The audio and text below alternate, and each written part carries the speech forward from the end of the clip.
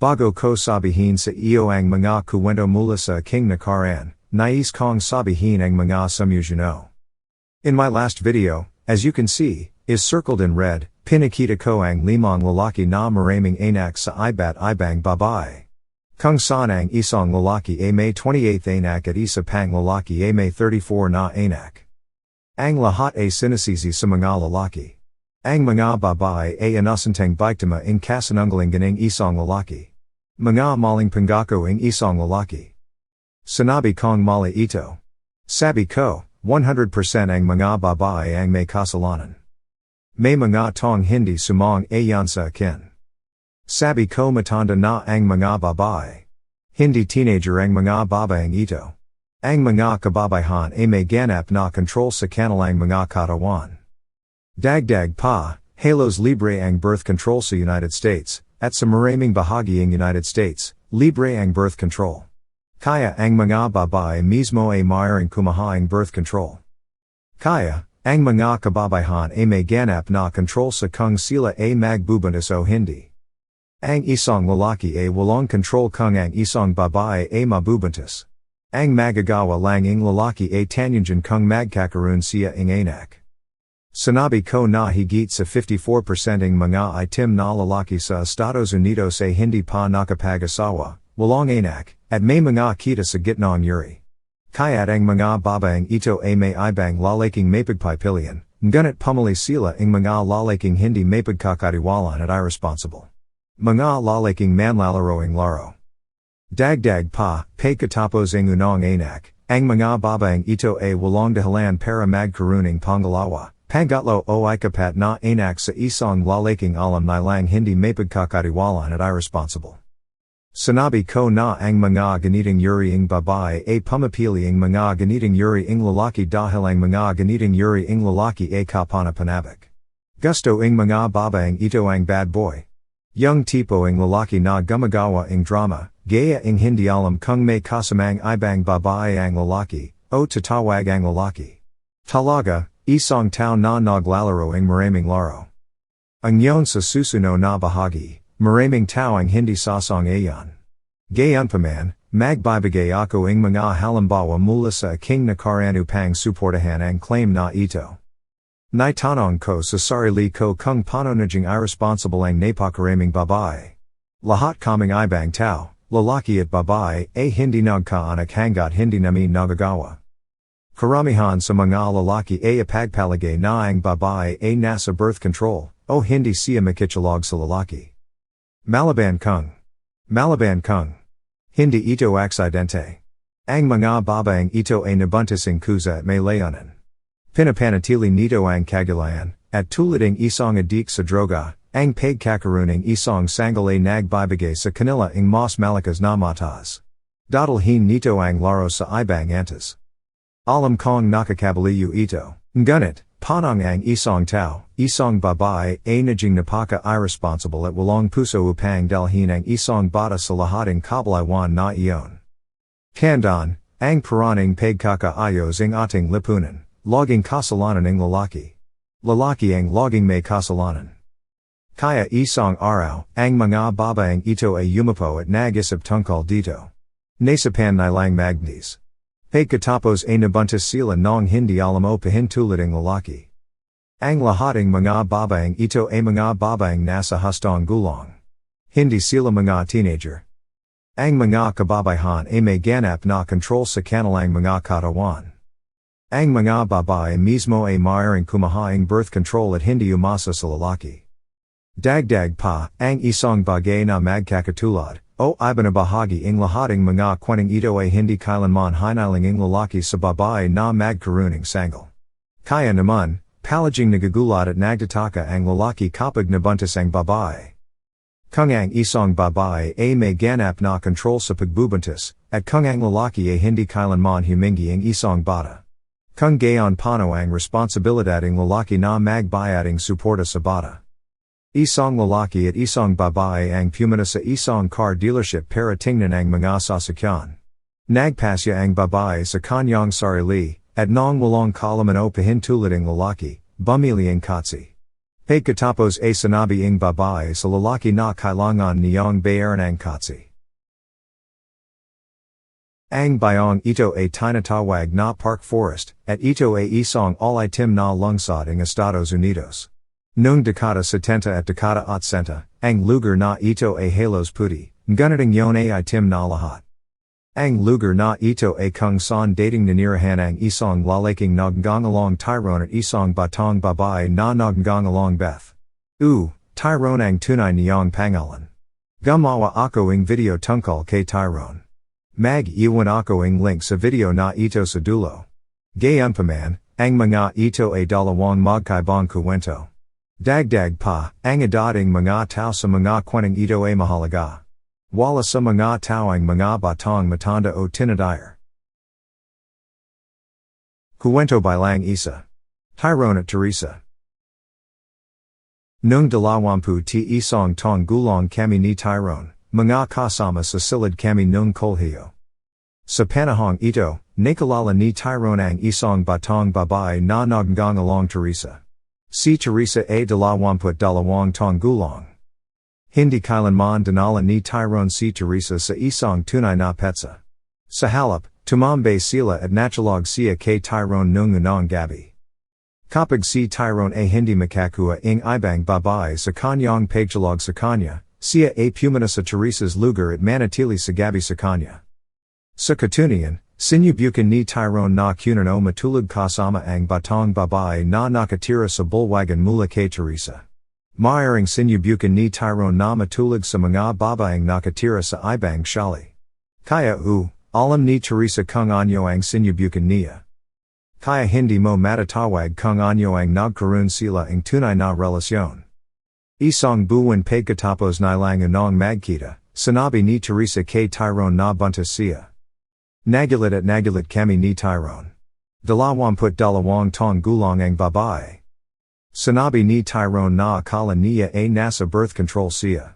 Sinabi ni Tyrone na ang dami nilang ginagawang pagtatalik, at ang katotohanang sinasabakan niyang makakuha ng degree sa kolehiyo, mayasip at maniniwala ang isang tao na hindi kagagawa ng anumang bagay na makakapidyo sa yung makakuha ng degree sa kolehiyo. Lalo na sa edad na 22. Dagdag pa, mayroon siyang ibang mga lalaki na interesado sa kanya sa isang romantikong paraan. Iba pang mga lalaki na mas mahusay kaysa kay Tyrone. Mas maganda, mas matangkad at may mga totong trabaho. Si Tyrone ay isang maikling payat na lalaki. Nakalala ko ang isa sa mga lalaking ito sa kasal nina Tyrone at Teresa. Mas maganda siya kaysa kay Tyrone, may tahong, matangkad, at may degree sa kolehiyo na may magandang suweldo. Ang lalaking ito ay nagpakasal sa ibang babae, at mahigit 30 taon na silang kasal. Ang mag-asawang ito ay may tatlong anak, na lahat ay nagtapos ng kolehiyo. Kaya siya ay isang mabuting tao. Nilako o nakita ni Tyrone ang ibang babae sa lubing 25 taon na lang pagsasama. Bilang karagdagan, nakakuha si Tyrone ng isang criminal na record na nagsimula 6 na buwan pagkatapos ng high school. Kaya sa nakalipas na 40 taon, siya ay nasa loob at labaing kulungan. At saka, nagpakasal siya sa ibang babae habang ay kinasal siya kay Teresa. Sa makatawid, ang sinumang tao ay malamang na mas mahusay kaysa kay Tyrone. Kaya tinanong ng mga tao si Teresa kung paano siya nabuntis. Sinabi ni Teresa na sinabi sa kanya ng doktor na mayroon siyang 1 in 4 chance na mabuntis, kaya naniniwala siyang hindi siya mabubuntis. Ang bawat babae sa mundo ay may isa sa 4 na pagkakataong mabuntis. Dagdag pa, ang isa sa 4 na pagkakataon na mabuntis ay nangangahulugan na kung gagawin mo ito sa ikapat na pagkakataon, malamang na ikaw ay mabuntis. Kung gagawin mo, 5, 6, 7, 8, 9 times, ibig sabihin mabubuntis ka. Kaya si Teresa ay punuing te. Pagkasalanging pangalawang anak nina Tyrone at Teresa, tinanong ko si Teresa kung bakit siya nabuntis. Wala siyang sinabi sa akin. Sa halip, tumingin siya sa akin, tumalikod, at pumuna sa kusina. Kaya't si Teresa ay isang 22 tong gulang na babae, na may maraming iba pang mga lalaki, mabubuting lalaki, na gustong makasama siya ng romantiko. Mga lalaking tunggihan niya para sa isang lalaki na isang basura. Si Teresa ay isang babae, na sa kanyang sarili, at nang walang kalaman o pahintulot ni Tyrone, ay nagpasya na magnis. Ang kwentong ito ay mula sa labansiyam na atsenta, kaya ang mga kababayan ay ginagawa ito sa lubing higit sa patnapong taon. Sa tingin ko, nagpasya ang isang babaeng nakadati ko na naggang along Michelle na magnis isang taon bago siya magtapos ang kolehiyo, para mabuhay siya sa mga pagbabayading sustento sa lalaki. Ang mga babaeng ito ay nagdadalong tao para sa maraming uri ng mga katahalanan, at wala sa mga katalanang ito ang para sa tamang dahilan. Wala sa mga babaeng ito ang nabubuntis ng hindi sinasadya. Lahating mga babaeng ito ay nabubuntis ng walang kalaman o pahintulot ng lalaki. Sa makatawid, kung ikaw ay isang babae na lampas sa edad na 11, at nabuntis ng walang kalaman o pahintulot ng lalaki, kung gayon ang lalaki ay hindi dapat magbayading sustento sa bata. Kuwento bilang dalawa. Sina Beth at Todd. Ako. Nung ako ay 34 taong gulang, nakatagpo ako ng isang matandang kasintahan na naggang along Beth, na 34 taong gulang din. Sabay kaming nagapunan, kung saan sinabi niya sa akin na buntis siya. Nagbayad ako. Handaan mo, medio old school ako. Naisip ko sa sarili ko, ang galing. Hindi ko kailangang mag-alala na mabuntis ka. At saka, hindi pa ako nagnis noon. Kaming mga lalaki ay laging inisip ang mga bagay na ito. Lalaki kami. Gayunpaman, ang isang magandang tao ay hindi kikilos sa kanila, ngunit ang isang aso ay gagawin. Hiyang haya ako. Anyway, she asked me to drive her past the man's job para makita niya kung kumakain siya ng lunch niya sa laba. Alam ng asawa ng lalaki kung anyo ang hitsura ng katsi ni Beth, dahil ang asawa ng lalaki ay matalik na kaibigan ni Beth. Tama, nabuntis si Beth ng asawa ng matalik niyang kaibigan. Ang nangyari ay si Beth ay nag-alaga sa kanilang tatlong anak, at ang asawa ay umuwi ng maga mula sa trabaho, at ginawa nila ito. Matapos ang unang pagkakataong ito, tuwing nag-alaga si Beth, magang umuwi ang lalaki mula sa trabaho. Kapag si Beth ay hindi nag-alaga ng bata, pupunta siya sa kanyang trabaho, at gagawin nila ito sa kanyang lunch break sa likod ng kanyang sasakyan. Gayunpaman, nagkaroon ng kasintahan si Beth, na tatlong taon na niyang nakarlasayan. Gayunpaman, walang pera ang kasintahan ni Beth dahil nagbabayad siya ng sustento para sa tatlong anak. Dagdag pa, mayroon siyang napakasamang kredito. Samantalang ang asawa ng matalik na kaibigan ni Beth ay may magandang kredito, isang bahay at isang magandang suweldo. Sinabi ni Beth sa kanyang matalik na kaibigan na siya ay buntis, ngunit hindi sigurado kung ang sanggol ay mula sa kanyang bagong lalaki o ang kanyang kasintahang tatlong taon na. Sinabihan ng matalik na kaibigan ni Beth si Beth na matulad kay Todd at sabihin kay Todd na anak niya ito. Hindi ito uubra dahil sinabi na sa akin ni Beth na buntis siya. Isa pa, maputi si Beth, maputi rin ang dalawa pang lalaki, at ako, si Todd, ay Tim. Nangyari ito sa maraming lalaki. Pumunta sila sa korte at sinabi na hindi sumasama ang araw na nag-sex sila at ang araw ng kapanganakan ng sanggol. Ang sanggol ay pinanganaking masayadong maga.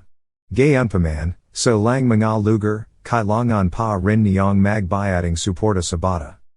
Hindi ganito ang Illinois, pero sa tingin ko ganito ang Michigan. Anyway, nagtataka ang matalik na kaibigan ni Beth kung bakit ganun na lamang ang tawag ni Beth sa asawa. Kaya isang araw, nakinig si Mrs. sa tawag sa telepono at nalaman niyang ang asawa niya ang bagong lalaki ni Beth. Nagpalaglag si Beth, na siyang pangatlo niya. Pagkatapos noon, nagpakasal siya sa isang lalaki, at nagkaroon sila ng ilang anak. Maganda si Beth at malaki ang boobs, kaya lagi siyang makakahanap ng lalaking makakasama niya. Ako mismo. Si Todd, nakapag-date sa isang babae na naggang along Charlene. Nagda-date kami ni Charlene ng ilang linggo, and out of the blue, unexpectedly, nagtanong ako sa kanya. Nagulat ako sa tanong.